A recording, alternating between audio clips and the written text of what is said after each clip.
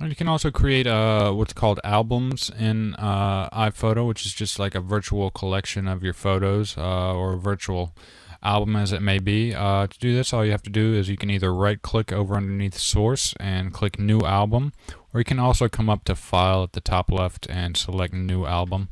And it's going to bring up this, just make sure beside new it says album, and you can give your name, your album a name. I'm going to name mine My First Album and click create, and you'll see it creates it over here under source.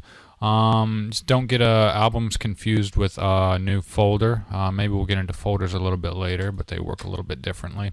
What you can do with albums is I'm going to go up to my library, and you can just click and drag your photos into your album. I'm going to drag a couple of them over here.